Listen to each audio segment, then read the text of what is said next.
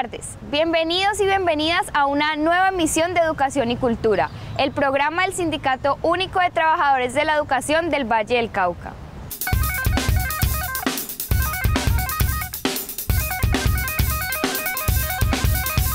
Porque todos los niños, niñas y jóvenes tienen derecho a una educación gratuita y de calidad.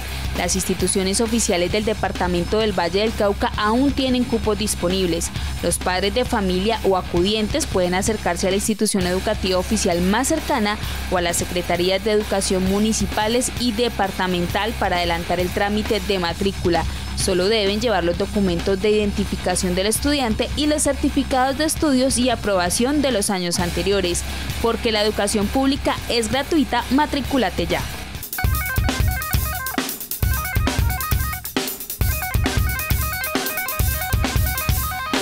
La Junta Nacional de FECODE se reunió para analizar la coyuntura por la que atraviesa la educación pública y definir el plan de acción para este año. En Educación y Cultura les contamos cuáles son las conclusiones de esta jornada.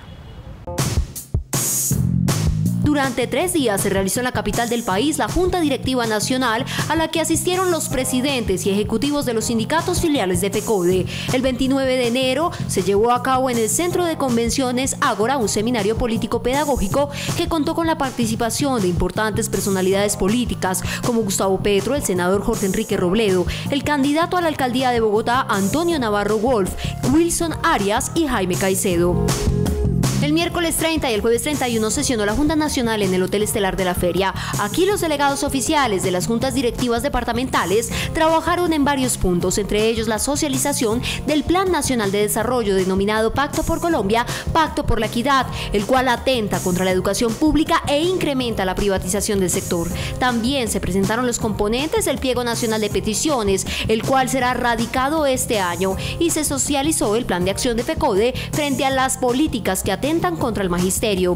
Como principales conclusiones, se determinó que el próximo jueves, 14 de febrero, se realizará un paro nacional del magisterio de 24 horas con el objetivo de rechazar rotundamente el Plan Nacional de Desarrollo que presentará el gobierno del presidente Iván Duque, el cual golpea la carrera docente y recorta los recursos para la educación. Este 14 de febrero, FECODE radicará su pliego de peticiones al gobierno nacional. Al igual que la salud, este incluirá otros puntos como mejorar la financiación de la educación, el fortalecimiento del preescolar de 3 grados, el pago de bonificación por servicios prestados, optimizar la infraestructura de las instituciones, rechazar el chantaje del ministerio por la jornada única, solicitar el pago del retroactivo para los docentes de la segunda cohorte, mejorar las garantías laborales y el derecho a la vida de los docentes. FECODE invita a todos los docentes a participar el próximo jueves 14 de febrero de este gran paro nacional del magisterio.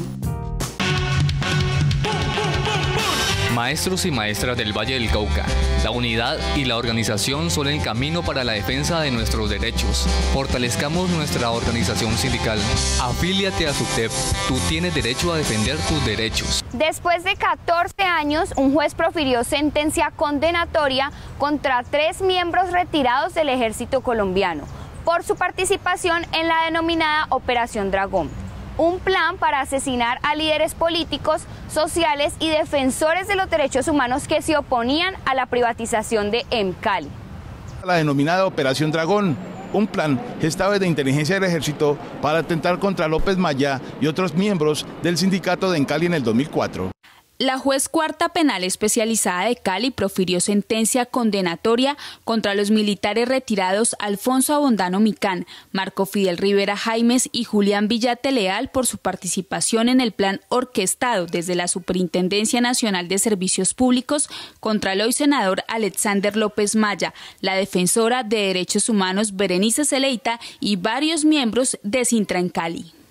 Esta sentencia identifica con claridad que desde militares y empresas de seguridad contratados por la empresa bajo la supervisión de la Superintendencia de Sociedades y de Servicios Públicos se logra infiltrar, penetrar y buscar atacar la organización sindical y sus redes de apoyos en materia de derechos humanos y política. La Operación Dragón, como se le ha denominado a este plan, compromete a más de 8 instituciones del Estado que durante el primer gobierno de Álvaro Uribe Vélez buscaban eliminar a quienes se oponían a la intervención y privatización de EMCALI. Necesitaban eliminar Sintra en Cali y a los que lideraban Sintra en Cali para poder avanzar en el proceso de privatización. Y buscaba atacar, debilitar el sindicato con el único y exclusivo fin de permitir la transformación de esta empresa pública hacia la política de privatización del momento del gobierno de Álvaro Uribe Vélez. A pesar que la sentencia condena a solo 4 años de cárcel a los 13 miembros del ejército, es considerada como un fallo histórico porque demuestra cómo desde el Estado colombiano se ha impulsado una política de exterminio contra el movimiento social y sindical.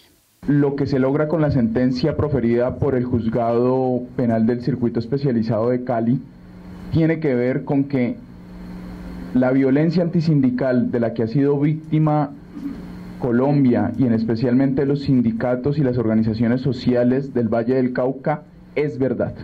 Hoy le entregamos una prueba al país y al mundo cómo desde el Estado colombiano se ordena la ejecución de los líderes sociales, sindicales y políticos en el país.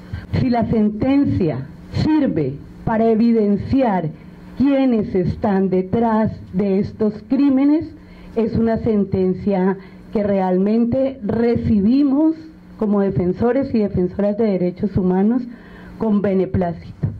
Después de esta sentencia, el caso será llevado a instancias internacionales que puedan develar quiénes fueron los autores intelectuales de este plan que involucra no solo a miembros del ejército, sino también a políticos, servidores públicos y empresarios.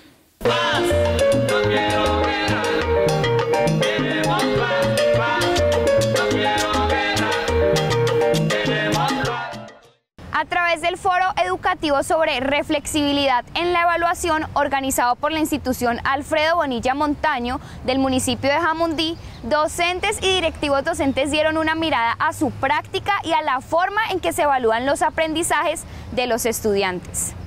Durante este foro, los docentes de las 5 sedes de la institución Alfredo Bonilla Montaño compartieron los diferentes métodos que utilizan para evaluar a sus estudiantes, experiencias que resaltaron la importancia de una evaluación basada en el aprendizaje como un proceso que requiere de la participación de la familia, los docentes y los estudiantes. La evaluación debe ser ante todo formativa y debe tener un proceso continuo y un proceso de seguimiento. La evaluación no puede ser momentánea, la evaluación debe ser durante todo el proceso y por eso se llama de formación. Por eso hay varios elementos que nos sirven a nosotros para utilizar instrumentos, para utilizar estrategias de evaluación que nos van a servir para ese proceso de formación de nuestros estudiantes. El proceso de evaluación que se ha impuesto durante años para los estudiantes se centra en memorizar y repetir lo que se trabaja en clase, una práctica que desconoce las necesidades, particularidades y contextos de cada uno de los estudiantes. Que los docentes puedan comprender que hay diferentes formas de llegar al proceso de enseñanza-aprendizaje, que se puede entender que hay diferentes tipos de inteligencias y que se pueden estimular de diferentes maneras. Así podemos potencializar el desarrollo de las capacidades de los jóvenes en los diferentes ámbitos. Una evaluación escrita o una evaluación individual es apropiada mientras se mire los procesos de aprendizaje de cada chico. No todos en un paquete, sino individualizar su proceso. El estudiante debe ser protagonista de su propio aprendizaje y para eso la autoevaluación se convierte en una estrategia que permite reflexionar sobre el proceso de formación académica. Desde la reflexión que se hace desde las prácticas, los mismos estudiantes ya han aprendido también a evaluarse, a autoevaluarse, a coevaluarse y a lograr entender en qué parte del proceso están. Con estos espacios, la institución educativa Alfredo Bonilla Montaño busca que los maestros y maestras realicen constantemente reflexiones que les permita renovar y fortalecer su práctica educativa.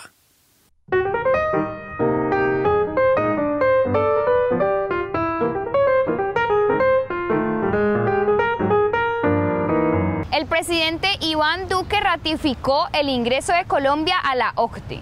Pero, ¿qué significa esta adhesión para la educación pública? En el siguiente informe se lo contamos.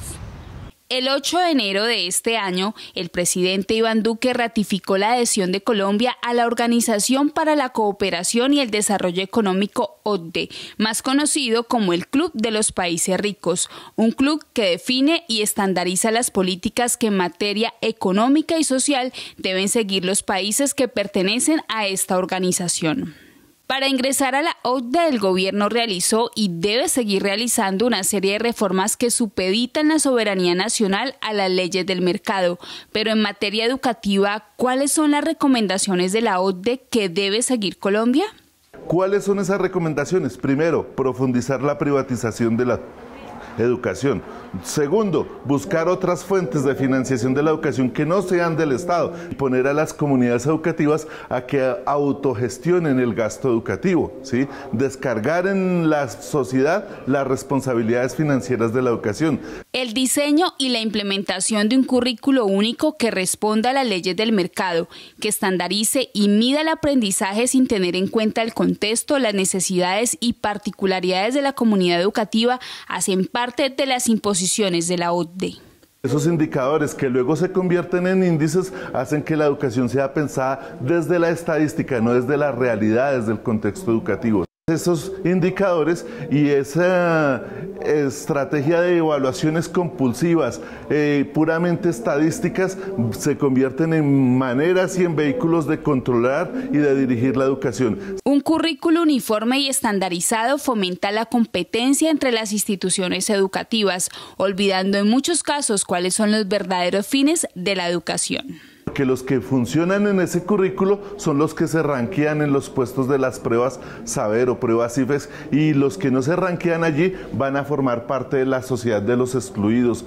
Es una visión de una educación pensada de manera estandarizada, uniforme y pensada con el único propósito de que la educación debe servir es para formar los ciudadanos obedientes y los consumidores compulsivos que el mercado necesita. Desde la OCDE se impone no solo lo que el estudiante debe aprender, sino también lo que el profesor debe enseñar, cómo hacerlo y para qué.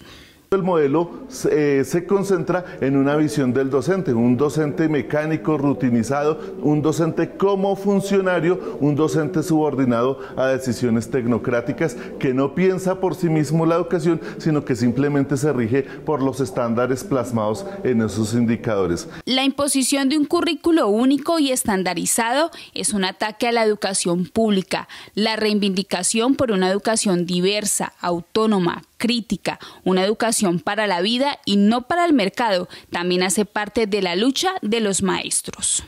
Ser maestro es mi orgullo, un gran reto es mi misión, transformar para el mañana el hombre de mi nación. Educación y cultura. Una cita semanal con la actualidad sindical, la cultura y la educación. Un programa del Sindicato Único de los Trabajadores de la Educación del Valle, SUTEV.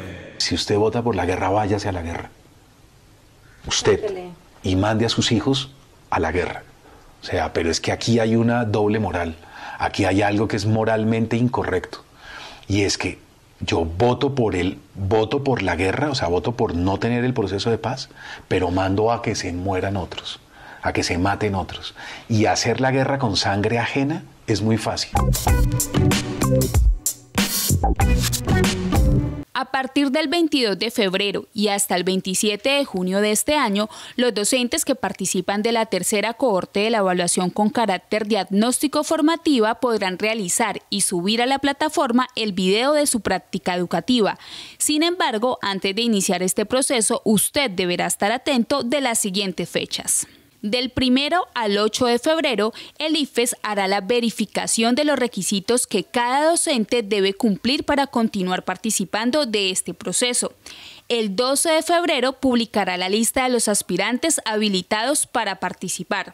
Del 13 al 26 de febrero, los docentes podrán presentar la reclamación frente al proceso de inscripción y del 27 de febrero al 26 de abril, el IFES deberá dar respuesta a estas reclamaciones.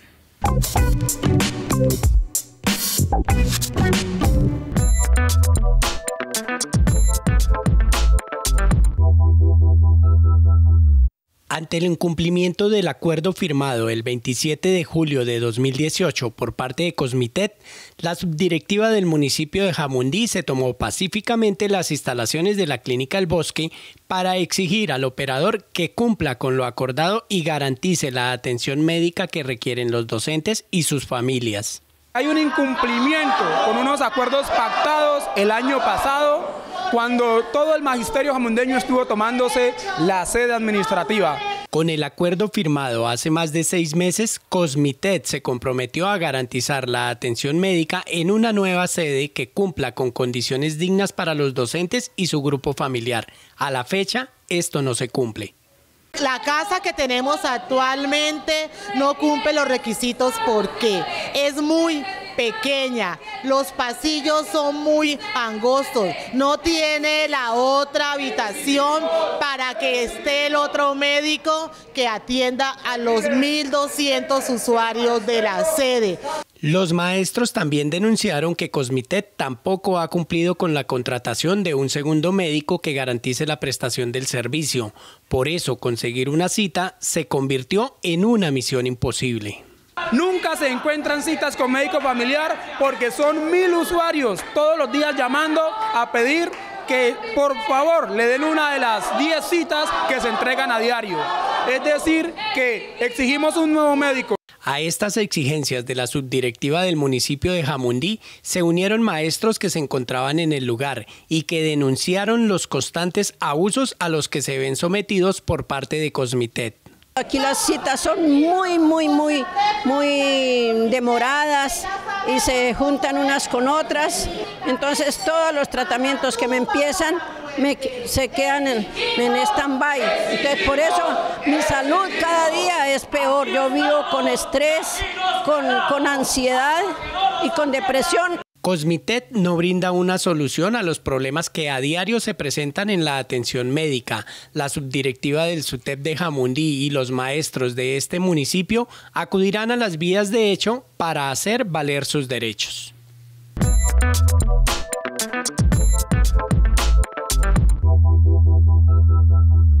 Bajo el pretexto que en Cali no es sostenible económicamente para la ciudad y que en los últimos años solo ha dejado pérdidas, el alcalde Maurice Armitage pretende privatizar esta empresa.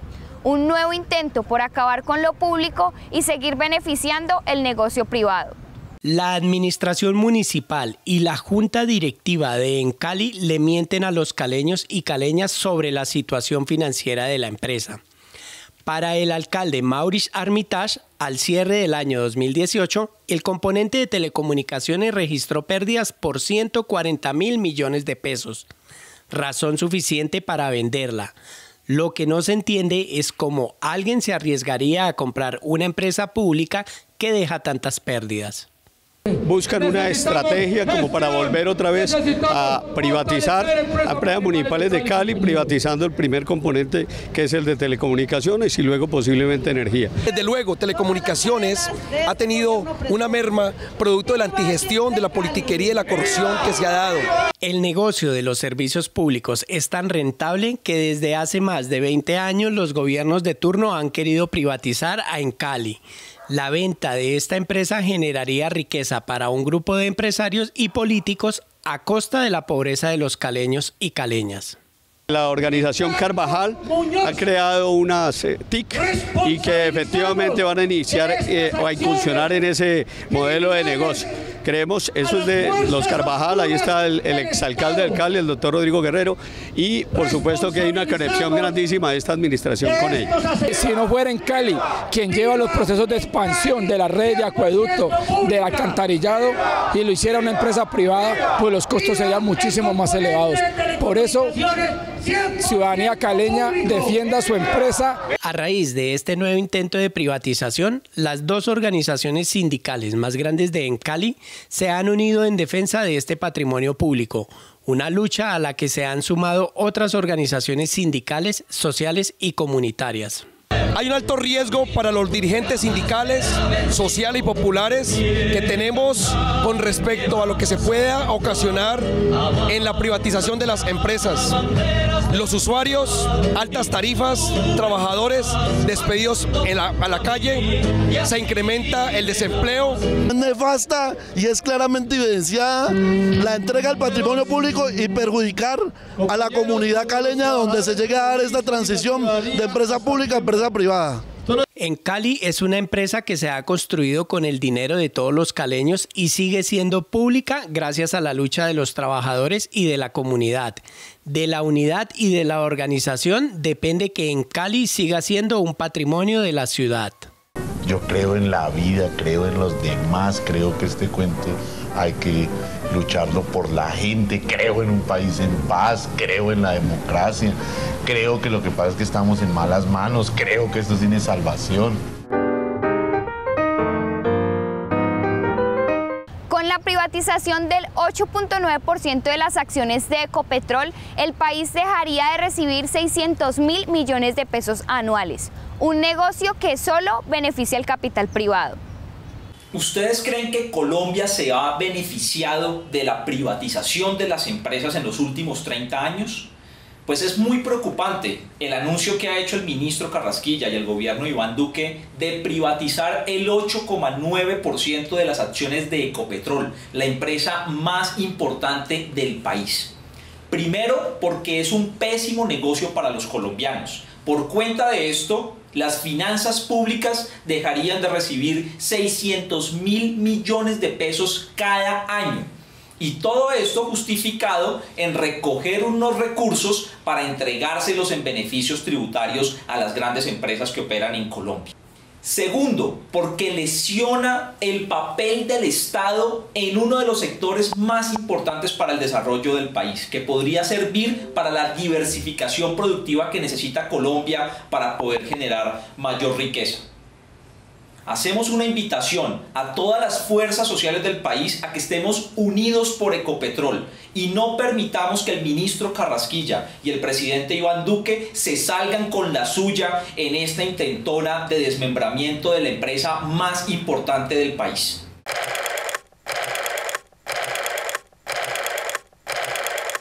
El plan de salvamento del Mío, aprobado por el Consejo Municipal, será asumido por los caleños y las caleñas. De nuestros bolsillos saldrán los recursos para continuar financiando un negocio privado que no beneficia a la ciudad. El 5 de diciembre del año 2018, el Consejo de Cali aprobó el plan de salvamento del Mío. Con esto, la administración municipal espera recaudar más de 1.4 billones de pesos para sacar de la crisis a este sistema de transporte. ¿Pero de dónde saldrán estos recursos?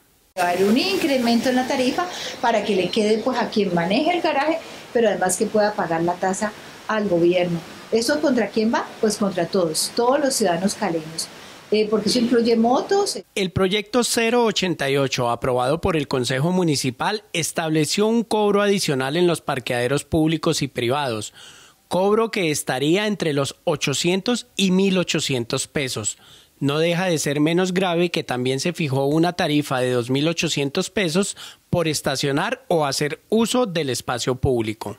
Van a cobrar el estacionamiento en vía pública y tienen seleccionada toda la zona urbana de Cali. ¿Qué quiere decir eso?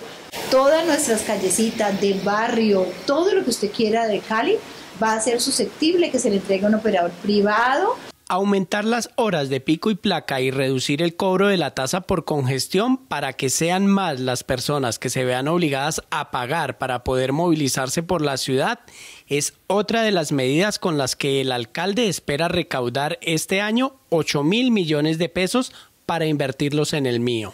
Estamos en el peor de los escenarios con la tasa por congestión porque el alcalde tiene la potestad de aumentar las horas como le venga en gana y es a donde él va a avanzar. Él va a aumentar las horas por decreto, no tiene que pasar por acá.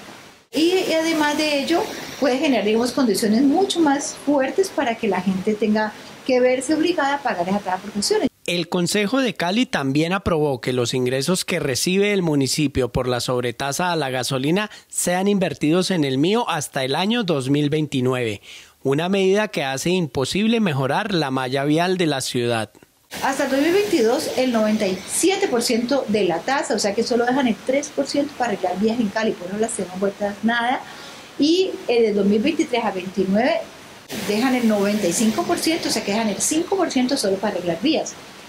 Las vías están totalmente destrozadas, no va a haber inversión, pero además de ellos mucho más tiempo sin que haya la inversión que se necesita. La última perla incluida en el proyecto 088 y que fue aprobado por el Consejo de la Ciudad, le termina entregando al MIO el recaudo que la Secretaría de Movilidad de Cali recibe de los conductores por los trámites que allí se realizan. Esas rentas rentadas son ya costos que se cobran al usuario por muchas cosas, por trámites con tarjetas de propiedad, todo lo que son tarjetas de operación, los servicios, matrículas de vehículos, todos los servicios que presta el tránsito en la Secretaría de Movilidad.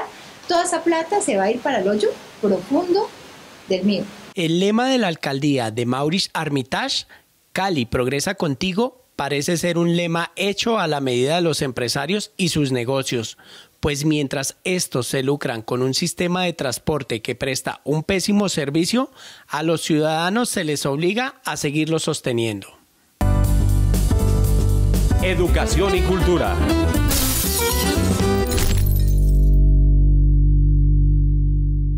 Al cierre de nuestro programa, el informe semanal a cargo del licenciado Guillermo Ordóñez, actual presidente de la organización sindical.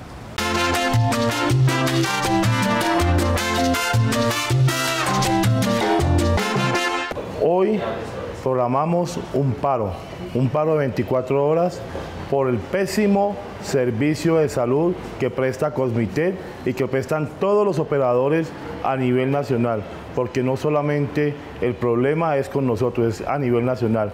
Vamos a paro, vamos a defender nuestros derechos, vamos a buscar que estos operadores realmente puedan hacer el trabajo conforme al pliego de peticiones. No más dilación en las citas, no más dilación en los procesos que deben llevar a cabo. Este gobierno, la fiduprevisora y estos operadores deben entender que nosotros merecemos un servicio de salud de calidad, no más con los mercaderes que trafican con nuestra salud.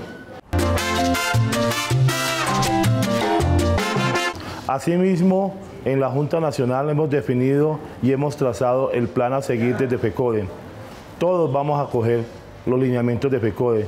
Vamos a cumplir a cabalidad con el plan de acción programado y aprobado por la Junta Nacional.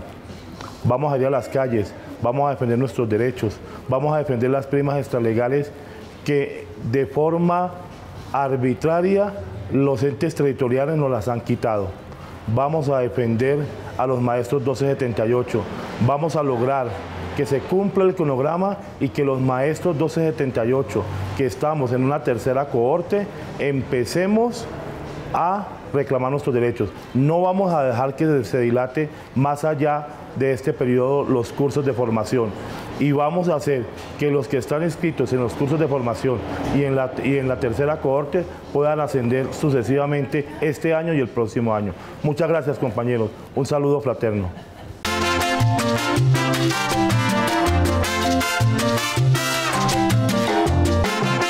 Hasta aquí Educación y Cultura. Recuerde que nuestra cita es todos los lunes a las 6 de la tarde por el canal regional Telepacífico. Usted puede ver este programa por www.sutebvalle.org y seguirnos en nuestras diferentes redes sociales. Hasta entonces.